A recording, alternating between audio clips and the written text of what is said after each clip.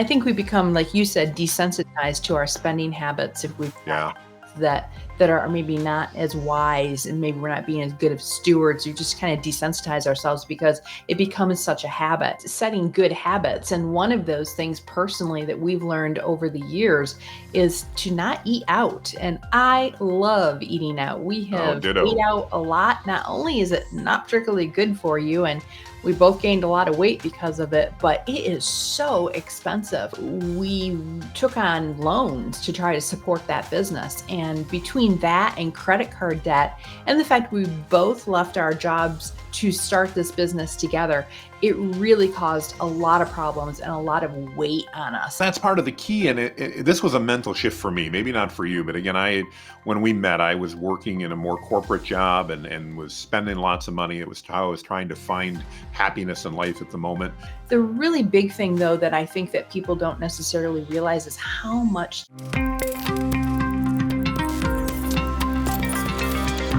Hi, and welcome to Business Alchemy. My name is Beth Mast, and I'm here with my frequent business partner and life partner, my husband, Jonathan. And we're going to talk today about finances and how to save money and make the most of your business, your new business, if you're an entrepreneur, or even just some ideas personally that you might be able to use to save money. So, Jonathan, last time we talked quite a bit about some of the pitfalls that one Mm. can encounter. And just from our own experience of starting a couple different businesses, some have been successful, some have not, what we've learned through that process about our finances and how to just kind of keep our head above water and not have that pressing weight that can come from just owing money. Oh, no doubt about it. And it's something we learned the hard way because we went through the problem where we did owe money and we had that pressing weight and, really learned to, unfortunately, learn the truth of the verse, the borrower is slave to the lender. And it's not a fun place to be. Absolutely. Now, one of the key things that we really did, which helped tremendously, it totally changed our life, really, was that we heard about someone named Dave Ramsey. Do you want to talk a little bit about Dave and what he offers? Sure. So, for all those people that just heard Dave Ramsey's name and went, "Oh no," uh, give us a moment and talk through it. I did the exact same thing when I first heard of Dave Ramsey because I had grown up thinking that debt was a tool and something that could be used. And that's still a valid point. We're not here to convince everybody never to take on any debt. So let me start with that. But Dave Ramsey is a very well-known talk show host and money guru, for lack of a better thing. And basically what Dave teaches is that debt changes your life in not so good a way, and we act differently when we have debt. And so he recommends and helps people get out of debt. He helps people live without taking on new debt. And admittedly, he is a credit card non-aficionado, whatever that would be. He's done lots to cut up credit cards and that type of stuff to help people lead a more free life and a less restrictive life by not making things. And one of the things that I've learned from Dave Ramsey, and there's a lot, but one that I really did was that I realized that I made different decisions when I took borrowing money off the table as an option to do things. Mhm. And it saved us a lot of heartache. It probably has cost us an opportunity here or there, but I promise you it's saved us from far more heartache than any opportunity costs that we may have given up in the process. Well, when we had a business back, oh gosh, that would have been the early 2000s, we took on loans to try to support that business. And between that and credit card debt, and the fact we both left our jobs to start this business together, it really caused a lot of problems and a lot of weight on us. And I remember having trouble sleeping at night, just not even being able to get a good night's sleep because just that oppression from having that financial weight on me was so extreme. And it also obviously affected, just our level of stress and anxiety in our life, which went up, and it affected our marriage. So it was such a welcome thing when we had a plan to try to work out of that. And I'd like to take a moment and just talk about a couple of those items, as well as a bunch of other money saving tips that you and I have learned over the years. When we first started and learned about Dave Ramsey, we were going through, I believe, Financial Peace. And Yeah. at the time, and he still purports this, but the very first thing to do is baby steps. And that step was to come up with an initial $1,000 for basically any big issues that come up that you might have. And that was really tough for us.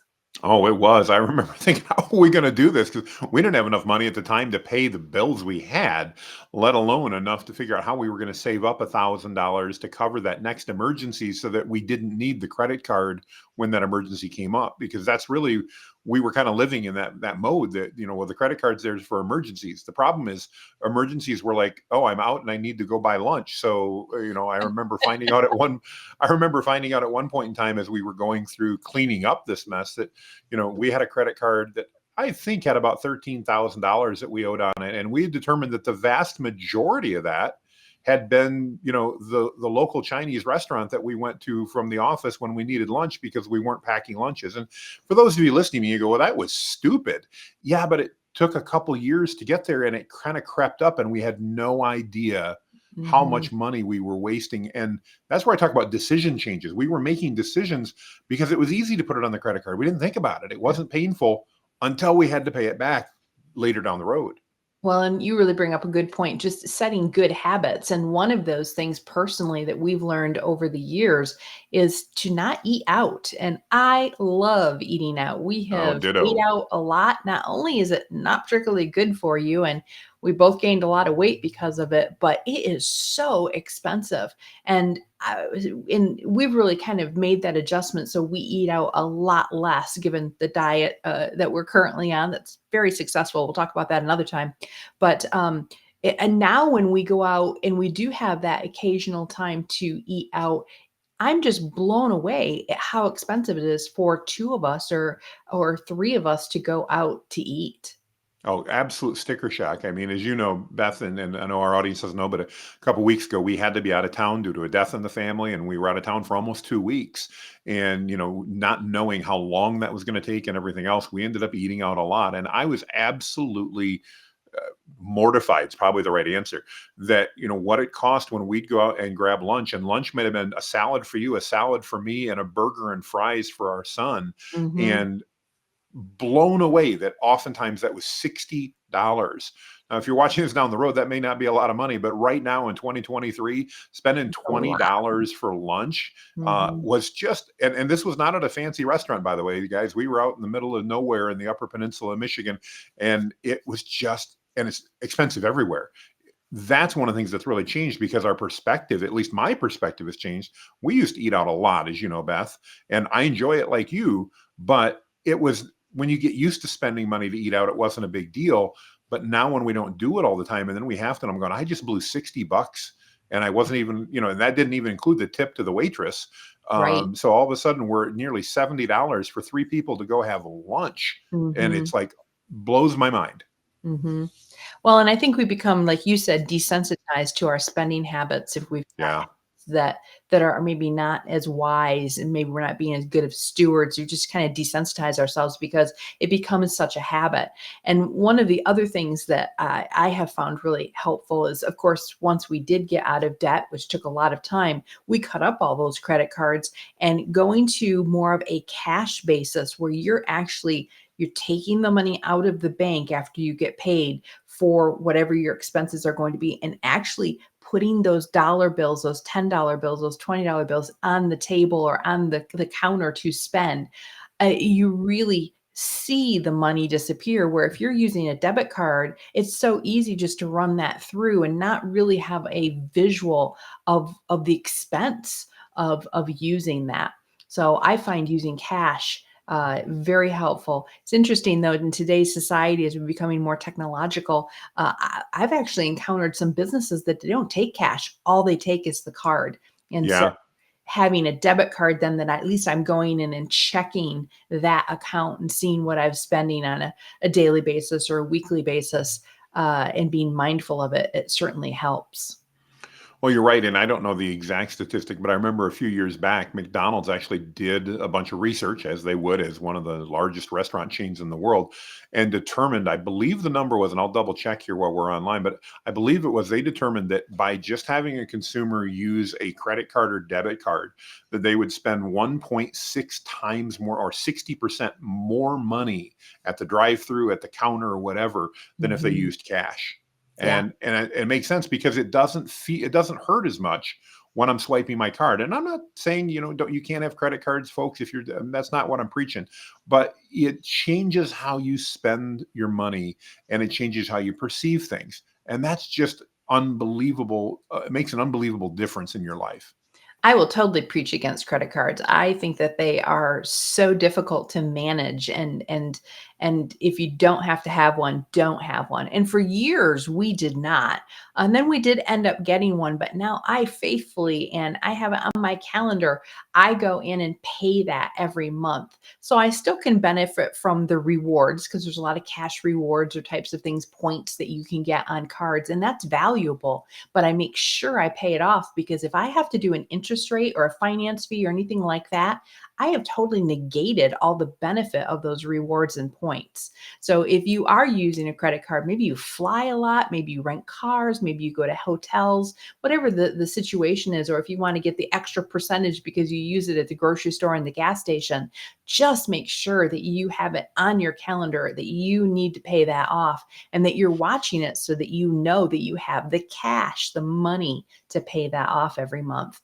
And I think that's a healthy way to really deal with credit card situations. Yeah, and I think, the big thing was I had done that for years, and then the problem that credit cards caused for me, and this was even before we met and got married, but was then I got pinched financially, and it's like, okay, I didn't want to change necessarily the way I was living because I expected things would change, and all of a sudden I had thousands and thousands of dollars in credit card debt that I hadn't paid off, and now you've got this hill you've got to climb or mountain as it turned out Yes. to be for us, and that's where it becomes a problem. It's a double-edged sword. Mhm. So I want to encourage people, while society preaches have more debt, worry about your credit rating, all that type of stuff. I'm really happy to say at this point in life that the only debt that I'm aware that I have, and I think the same would be for you, Beth, is the property that we own, the real estate, our home. Right, right, absolutely. And It's I funny. prefer not to have it there, but the practicality of it is It's it's a just, little bit, yeah, the yeah, practicality of that's a yeah, little hard, and someday I'm hoping to have that paid off using kind of the snowball, idea yeah. that Dave Ramsey talks about.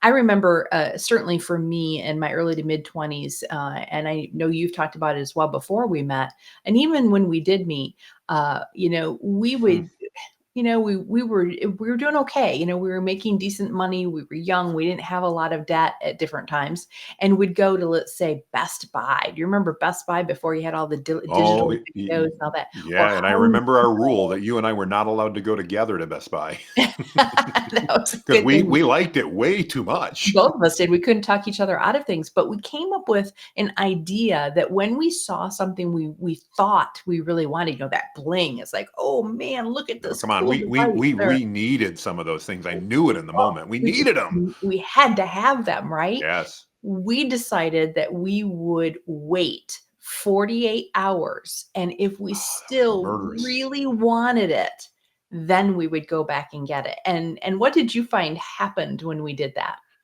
Well, I'll never forget the day we decided to do that. It may have been a night because I was in Home Depot and we were walking down the aisle and I had seen these shop lights that I just Yes. knew I had to have. M- I'm not sure why, but I had to have them. They were on sale. They were great. I needed these in my garage. And you reminded me that we'd been talking about it and we agreed right there in the aisle at Home Depot that we were not going to spend money for 48 hours. We had the money. We could have bought it. It wasn't that we didn't have the money, but you knew well, and I maybe suspected, although in the moment I didn't feel that way, that this might not be the most logical purchase for Jonathan to have because he probably never used them. And so you said at the time, I remember we compromised and you said, wait 24 hours. And I said, all right, I'll wait 24 hours because the sale would still be on. Well, that was probably close to 20 years ago, folks. and I've still never bought any shop lights, and I have never missed them one day in my life. And that's just one of thousands of occurrences of things that I knew I needed, I had to get. And there's still things I want to buy. Beth knows I love to buy, I love to learn, I love to buy digital courses on things. I have a rule there too. I don't buy it for at least 48 hours. If in 48 hours, that advertising, that message still seems to resonate with me and I still think it's worthwhile, then I'll go ahead and get it. It's not Mhm. that I can't do it, but I don't buy probably 50 to 60% of the things that on impulse I would have bought Right. because I just wait 48 hours to do it. And Mhm. guess what, folks? You never miss those things. Not once. When we first met, you owned a home, and Hmm. I was renting. And so when we got married, we moved in together, and it was a beautiful home. Um, Actually, one of the things that I'm like, oh wow, this guy has money. I think I might marry Psych, him. no thanks. 'Cause, yeah, it didn't turn out that way. But anyway, it was an illusion. Let's put it that way. But I'm so glad I married you, honey. I'm But glad I got you, so it's good. when we ended up selling that house, the next house we bought, we actually looked at and we really sized down from what you Yes, had before. And we didn't need that great big house. But one of the things that we talked about was that we were going to buy a house that we could afford on one income. yes. And man, was that a lifesaver with that house. It was because we found ourselves in a situation where we had to do it on one income, Mhm. and we could. It wasn't stressful. I mean, it was all right. I mean, it was more of a pinch than when we had two, but when we went through that chapter in our life where we needed that, it was a lifesaver. And again, from a stress perspective, there's never a time I've looked back and thought, "Wow, I wish I would have had a better, a bigger, a nicer house." It was perfectly suitable for what we needed. I Mhm. was perfectly comfortable there. It was home, Yeah. but it wasn't expensive. And, we didn't have granite countertops and we didn't have the latest, Viking or whatever top end brand. And I don't know if that's not the top end brand, Appliances, is that what you're refrigerator and talking about? stove and all. Yeah. Yeah.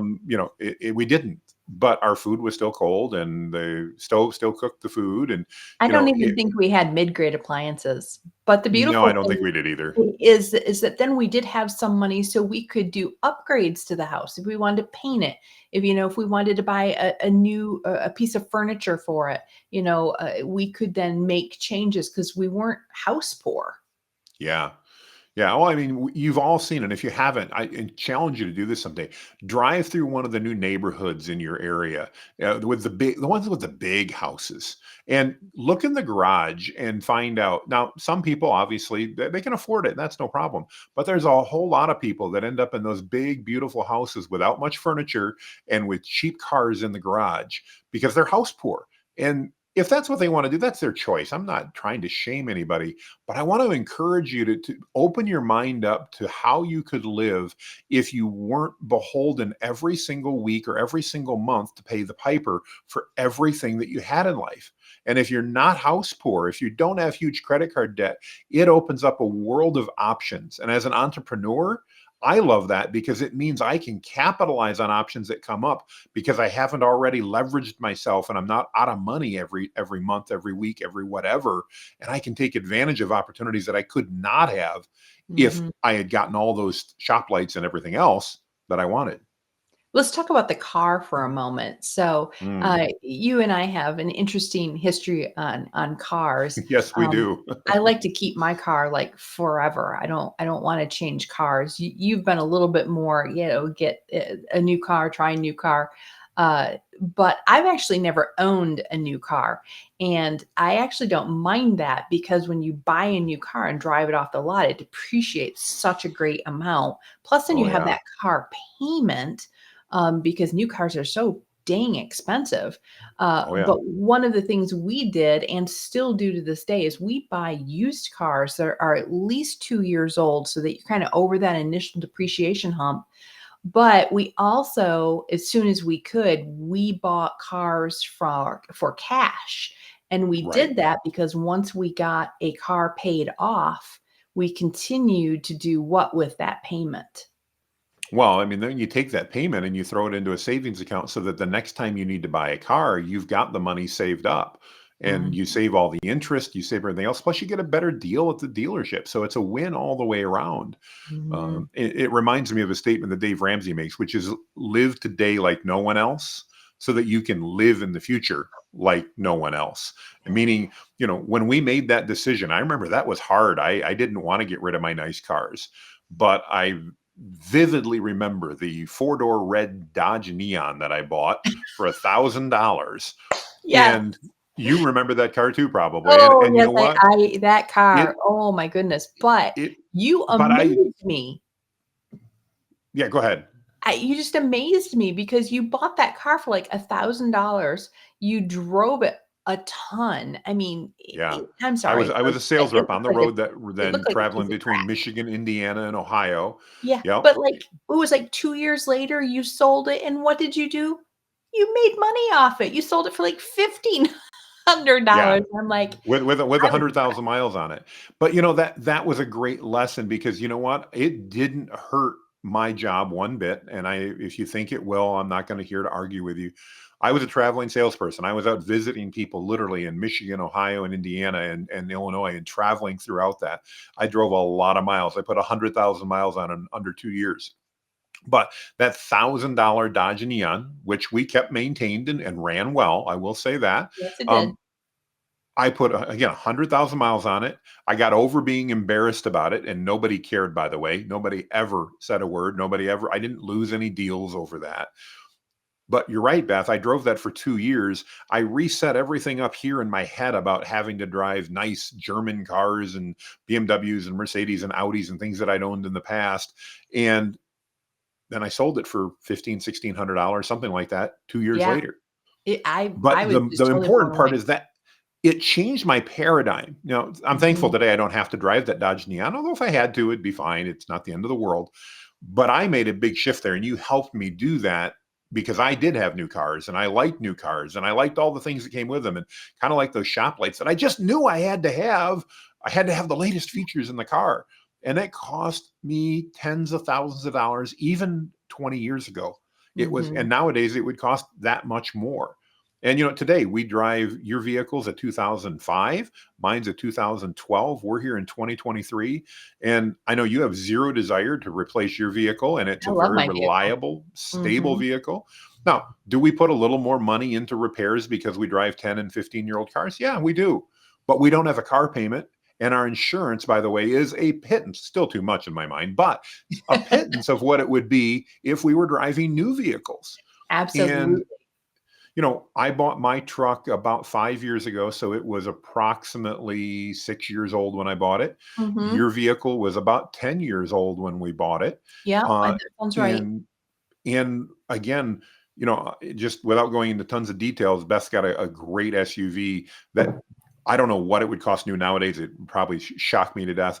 But Yeah. at the time we bought it, it was almost $70,000 new, and we bought Beth's vehicle for about $15,000. Mhm. Mhm. Yep. And it served us so well. My truck was the same way. I know a new version of my truck is nearly $70,000 today. Again, I bought it a couple years ago. It was probably 50,000 when I bought it, but I bought my truck for about 24, 25,000. Yep. Still a lot of money for me, Yep. but But we had been able to because we save put it. it aside, Yep. we had the money to pay cash for it. Right. Well, and we only had to do that essentially once. So it's like Right. it's really painful when you have the car that you're still paying off, then you pay it off, and then you really want to get a new car because maybe your car is starting to degrade in some way. But it was really just it was the most painful, if you will, that first time as we set that Correct. money aside. Now, at times we've had to come up with a little bit extra to kind of pad what we had from the previous car that we sold or something like that. But it's never been as painful as the first time we did that. So Yeah. it's just a But that huge, huge pain is benefit. so worth it. It's so worth it. Mhm. Well, and you can buy used in a lot of areas. I love Facebook Marketplace. I mean, I think we bought a few things in our new house or in our current house, excuse me, that were new, like our mattress. Yeah. We need just That was you a and I are very non-negotiable. fussy I about our remember hearing mattresses. that. That was That, non-negotiable, and I was okay with that. that was one thing.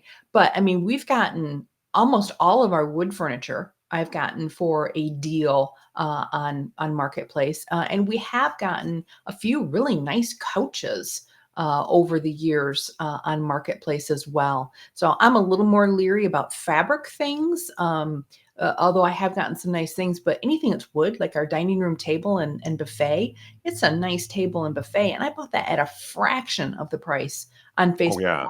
Marketplace. So I love I mean, Facebook. a few $100s for the dining room table and a few $100s for this absolutely stunning solid wood buffet that would Yeah. probably cost, I don't know, thousands and thousands of dollars. We bought for a couple $100 on Facebook Marketplace. Yeah, Um, absolutely. Absolutely. People just could look at our stuff and go, wow, you guys, spend a lot of money on stuff. No, we uh-uh. really don't. No. 'Cause we buy it all used. But that's part of the key, and this was a mental shift for me. Maybe not for you, but again, when we met, I was working in a more corporate job and was spending lots of money. It was how I was trying to find happiness in life at the moment, and I really believed that people would think better of me if I had better stuff. And I found out that nobody cares about the stuff I have, especially Mm, if I don't care about it. And right. nowadays we have nice stuff, but it doesn't cost a lot of money. It's like Doesn't mean it's recently, expensive stuff. It didn't cost us a lot of money. right, right. But it's like our cookware. I used to be into a particular brand of cookware. It was super expensive. It was nice, but it was super expensive. And I moved over to cast iron. Well, Yeah. I can get cast iron even if I buy it new, if I don't buy the super expensive stuff. I can buy Mhm. beautiful big pans for 20, $30, and Yeah, I it's can not buy it much. used for a pittance of that. As Mhm. opposed to the brand that I used to buy. And again, it was good stuff. I'm not saying anything bad about it, but that same pan today might be $200 or $300 as opposed to Yeah. 30. And it does kind of the finish and everything wears off it, and yeah, Yeah, we've sometimes I'll thrown away all that really nice stuff now yeah. because Yeah, even it's though it just wasn't coated, by the way, for those of you saying, "Oh, you shouldn't buy it wasn't coated. it's Just the finish wore it off, yeah, and and it we was threw it starting all to get away." but it did last us probably 15 years, so that was the good news. It We didn't did. have to replace it again, but I was very happy to go to cast iron after that, and I've been I said, happy but with that it. cast iron, our grandkids are going to be able to use if they want it, Yeah, yeah, no and that's doubt. pretty cool. Hey, I'd like to take a shift here a little bit and talk just a little more specifically about money saving tips if you're starting a business, if you're Yeah. starting out as an entrepreneur, or even if you already have a business that you're responsible for, that you own, what some savings might be that you can do, or some things just to think about as you're going into that. The first one that you and I agreed right off, and we've talked about this before, but we talked about three things we were never going to do. We were I never going to have remember. debt. We were never going to have an office, and we were never going to have employees. Well, yeah, we have had an office and we do have employees, but we still don't have debt. And so I think really starting off with that commitment to yourself, to your partner, to your family, that you're not going to go into debt is huge. You're going to probably grow a little more slowly, but your life will be so much more peaceful and less burdensome because of it. And then the other one that I just want to mention that we did was to really, if you're going to start a new business, to not leave your current job until the new job, the new business can support or replace your income. So if you can Yes. live on less, that would really be great because then you can quit your job more quickly. Or if you have to live on a little more and actually replace your income, you can do that as well. But really keep your job until you can, really support yourself on your new business, and that might take a little while. Absolutely, but it's a great way to build a business and do so without putting yourself, your finances, your family at risk of that. As you mentioned, when we the first time we built a business together, it didn't work out. We did take on a lot of debt, and that caused an immense amount of stress for us Mhm, personally. I mean, immense amounts of stress. And I'm so thankful we don't have that anymore. And mhm. again, based on our perspective and how we're looking at things, I believe actually not having debt in the business has given us the opportunity to take advantage of more opportunities. I know some people Mhm. go, "Oh, but you're missing out on opportunities." Maybe so. I'm not here to argue with somebody who disagrees, but my belief, and I really do believe this, is that by not having that debt, it's given us the cash flow to be able to take advantage of opportunities that have come up, as opposed to be going, "Nope, I'm tapped out. I can't do any more." Mhm, mhm. Well, it's And certainly for been those true for decisions that we us. did make, it's allowed us to make better decisions because we Mhm. thought about it. It wasn't just, oh, let's throw this $10,000 on a credit card and we'll figure it out. It's like, no, if we do this, we're writing a check and that's Right. coming out of the checkbook. And I got to think about that a lot more than pulling my Mhm. credit card out. Absolutely. This has just been the scenario that's really worked out for us and things that we have found true for us. May or may not be true for everyone else. Circumstances are different and such. The second business that we started, I maintained a full time corporate job while you started the business. And Hmm. then I came on later. And it worked out really well. But we But could even live even off that my business, income while you started it. So, yeah. Well, I want to point out even that business I'd started while I had a job yes, you and did. It's built true. up to the point so that when we made that transition, it happened a little bit earlier than we thought it would because of some things at the other job. But I remember being in a situation where we were talking in the living room and you looked at me and you're like, you're going to make about 80%, or you are making about 80% right now of what you were at the job. And it was a good time to leave that position. Mhm. And we were able to say, okay, because I'd built that up, we could do it. And we really were blessed by that because it didn't take very long, as in a month or two, and I'd already surpassed that income that I was making in my job because we already had that inertia from starting it while I was at the other job. Well, at that point, you So had full focus too, which also exactly, yeah, helps. yeah. Mhm.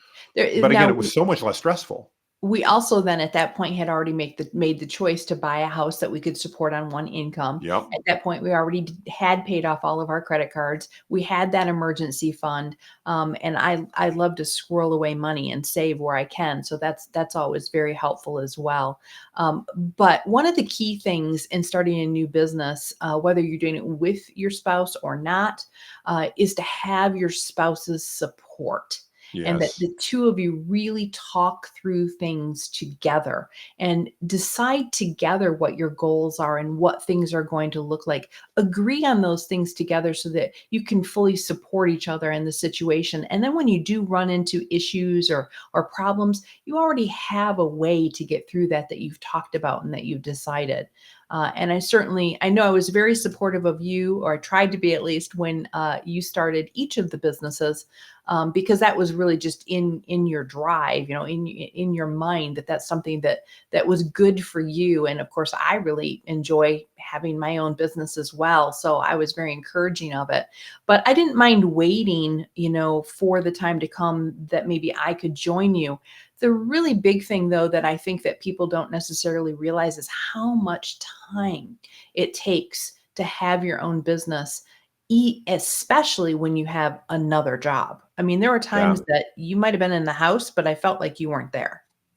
Well, that probably still happens. I mean, it was just last night. It I told you that I had a lot of stuff to do. I'd had a busy day of meetings, and I think I worked till about 12:30 in the morning, which may not be a big deal for some, but for me, that was a lot later than I normally work. But sometimes that happens, and that's where that Mhm. supportive spouse is so important because that's one side of it. But the other side was Monday when I needed to take our son over to an appointment. I was able to take the afternoon off and do Right. that. No, that caught up. That's probably why I had to work till midnight last night. But the whole point is that flexibility for you and I and our relationship and our family has worked out really well. And I think a big part of that has been the support that we give each other, but also the communication about it. Because you don't hassle me if I've got to work late some evening and do that. And thankfully, based on our job, that generally means I can at least be sitting in the living room with you while I'm doing it. Mhm. And at the same point, I don't give you a hard time if you say, "Hey, you've got meetings this afternoon. Somebody needs to take our son over to this appointment. Can you do it?" And I love having the flexibility Love the to be able to flexibility. do that. Yeah. Mhm. Absolutely. It's just a beautiful thing. And I will say, um, w there's seasons to work and having your Yes. business, and sometimes you're going to be busier and sometimes you're going to be less busy. You and I have two chairs in a living room next to each other, and we're both often on the computer for at least a period of time, our laptops on our laps. But our late night hours are far less than they used to be, which is a beautiful. Oh, absolutely. But having that flexibility that if I have to do something during the day, I can work at night to get my work done instead. That makes it so worth it, and being able to be there for our son when he needs us, and it's a wonderful benefit of having our own business. Oh, it's one of the reasons I love being self-employed because I know that we're never going to get those times back. Our youngest is now 16 and it won't be long and he won't be around on a day-to-day basis. He won't need us to help out. And, Yeah. I cherish those opportunities, in this case, to spend an hour with him in the car while we're driving to the appointment to chat and to kibitz and this and that, because I know those are times that are so easy to let slide by Mhm. and I'll never come back again. And Mhm. so those, while there are issues certainly to being an entrepreneur and self-employed, there's so many benefits, at least for me, and I think for you, Beth, that make it so worthwhile. And probably more than anything else, allow us to live the lifestyle that fits us. And I think Mhm. that's the important thing. Don't worry whether your lifestyle fits somebody else. You may Right. be listening to Beth and I and going, wow, that wouldn't work for me. Okay, find something hopefully that inspires you, that you go, well, maybe that would though. Maybe you Mhm. don't need those shop lights that you really think you need because they're on sale. Think of one of those things and hopefully one of those will inspire you. We do things that work for us and we pivot as well, because sometimes we try something out and it doesn't work, or it doesn't bring the joy and satisfaction that we thought it would. And that's okay too, because not everything has to be a raving wild success. I Mhm. think you and I had started a hobby farm a couple years ago, Beth, and it was really something that was Mhm. on our minds of something we Yeah. wanted to do, and we saved up and we were able to do that. But it didn't take long for us to realize that that hobby farm cost us a lot more money than it was making us, and we really thought it was going to make money, and it didn't really. And so we realized it wasn't what we'd hoped it to be. That didn't necessarily work out. I'm Mhm. still glad we tried, Oh, because yeah. I It was would fun. I I would far enjoyed it. rather look back in 20 years Mhm. and go, hey, I'm happy we tried that, versus I'm wondering what would have had we not. But Right. I also know that, we didn't go, okay, we're going to make this work regardless, because as we got into it, a couple years into it, and again, thinking we were going to start generating some profits, realizing it wasn't, it was costing us more than anticipated, taking more time than anticipated. We just made a lifestyle decision for us that said, okay, glad we tried it, not working out the way we thought.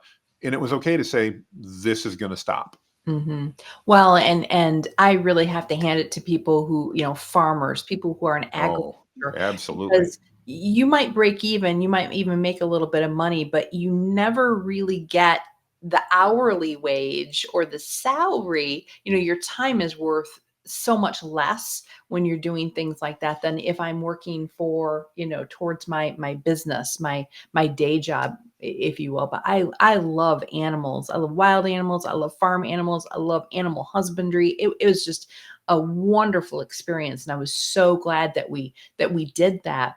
But as I mentioned earlier, with kind of the seasons of your business, I was just at a season I needed to pay attention more to my business, my day job, if you will. And I didn't have the time to give those animals that needed my time. And so it was just a decision that we needed to move on from that. And I think being flexible and Yeah. adaptable is so critical. Whether you have, if you're not an entrepreneur and you have a full-time job, whether you do have a business of your own, just in life in general, having some flexibility, being able to pivot, if you will, when you need to, I think is a huge and important thing, and something that I think overall you and I have gotten pretty good at. Well, and again, I think one of the reasons we've had that flexibility to pivot, though, has been because we haven't had a lot of debt we've had to worry about. We have not. Again, we did in the past. We made the mistakes. I, in particular, was the hard-headed one. I wanted to prove I could do it different, and oftentimes didn't. But that weight of having that debt precluded us from doing things that now we have the opportunity to go, hey, let's try this and see if Mhm. it's going to work the way we think it is. And if it, Mhm. because then part of that too, because we didn't borrow money in the process. Let's use the farm as an example. We didn't borrow money to buy equipment and all that. We bought it out of cash flow. That meant when it didn't work, okay, now we could get rid of it or not, or whatever we wanted to do. But we weren't beholden to this big payment every month because we'd borrowed money to buy all this stuff. Mhm. And that allowed us to make decisions that benefited our family. And I think long term were good financial decisions as well, because we weren't encumbered by all that debt. Well, we have choices. And I think that's really what Yeah. everybody yearns for. We want to have choices in life. We want to be able to feel like we have some control over what we're going to do in a given day, given week, given month, a given year in our life. And to be able to make different choices if we're not happy or if we're not getting out of something that we thought we would get out of it. And so, really setting one's life up to be financially responsible and to have as little debt as possible, I think just gives people more choices. No doubt. Well, I think that it's been great to have an opportunity to kind of flush out some of these things that we talked about in the first podcast about finances. And there's so much more that we could talk about, but I think we should probably end today. You want to wrap us up? Sure. Again, I want to thank everybody for joining us as Beth and I just have these discussions and share some of our life experiences. I know, speaking for myself and I think for Beth, we truly hope that us sharing our stories and some of our experiences can help you avoid some of the heartache and shortcut your success or shortcut your path to success, I should say. Not shortcut your success, but shortcut your path to help make that easier for you to attain. We love entrepreneurship. We love all the things that come along with that. And it is a mixed bag of good and bad, but overall, I wouldn't trade it for anything. I absolutely adore the opportunities and the chances that I have. So we want to thank you guys for joining us. And I want to encourage you, if you've got questions about any of this, you want to dig more into one of our stories or wonder how it impacts you, you're having questions, reach out to us. You can connect with us on social media. You can respond here on the podcast and comments. We'll reach out. We'll chat. We'd love to help you avoid some of the mistakes we've made and or take advantage of some of the opportunities that may be presented to you. So thanks, everybody. We really appreciate your time and you joining us here today. Have a great day, everyone.